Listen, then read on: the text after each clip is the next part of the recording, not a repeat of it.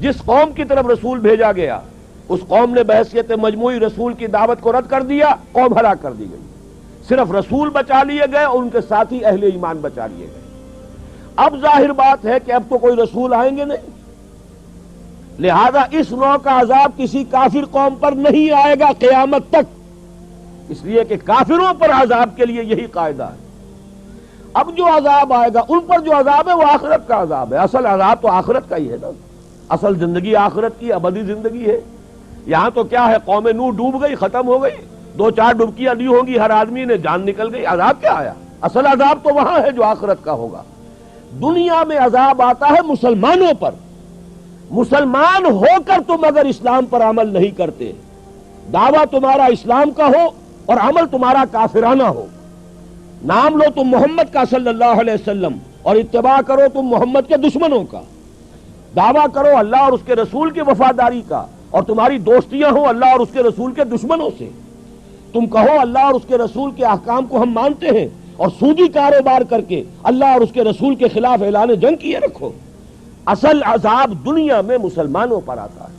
جیسے کہ پہلے یہودیوں پر آیا، اس لیے کہ ہم سے پہلے کی مسلمان امت وہی تھی،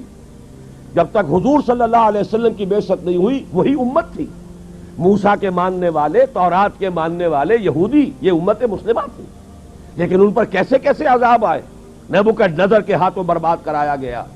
کبھی پھر یونانیوں کے ہاتھوں تباہی آئی، کبھی رومیوں کے ہاتھوں تباہی آئی، اس صدی میں بھی آپ نے دیکھا، اگر آپ بھولے نہ ہو کہ یہ صدی کے وسط میں ہٹلر کے ہاتھوں 60 لاکھ یہودی قتل ہوا۔ یہ کون ہے؟ اللہ کو بھی مانتے ہیں، حضرت موسیٰ کو بھی مانتے ہیں، تورات کو بھی مانتے ہیں، وہ تو مدعی ہیں اللہ اور اس کے رسول کے ماننے والے، لیکن یہ کہ ان پر جو عذاب آئے وہ آپ کے سامنے ہے۔ اسی طرح کا عذاب ہم پر آ رہا ہے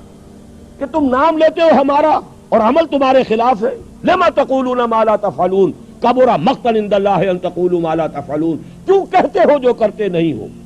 اللہ کے غضب کو اور اللہ کے غیظ کو اور غصے کو بھڑکانے والی ہے یہ بات کہ تم کہو جو کرتے نہیں۔ یہ ہے اصل سبب، اصل مجرم ہم ہیں، ہم دوہرے مجرم ہیں،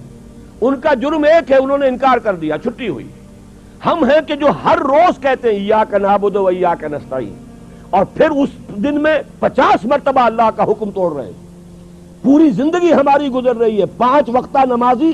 زیادہ بڑا مجرم ہے اس وقت، اس لیے کہ وہ 23-24 مرتبہ 25 مرتبہ 27 مرتبہ دہراتا ہے ایاک نعبد و ایاک نستعین، اور پھر باہر نکل کر جو کام کرتا ہے وہ اس کے خلاف ہے۔ یہ ہے اصل میں سبب، اور یہ جان لیجئے جو عذاب ہم پر آ رہا ہے اللہ کا وہ اس وجہ سے آ رہا ہے۔ ہمارا کام تو یہ تھا کہ ہم دین کے علم بردار ہیں، دین کا ایک نظام دنیا کے سامنے پیش کریں۔ ابھی بڑا اچھا لفظ استعمال کیا ہے توکل صاحب نے، ماڈل دو نا، ایک انفرادی ماڈل ہوتا ہے، حضور صلی اللہ علیہ وسلم اپنی ذات میں ماڈل تھے، لقد کان لکم فی رسول اللہ اسوۃ حسنہ، لیکن حضور نے صرف ذاتی اور انفرادی ماڈل نہیں دیا،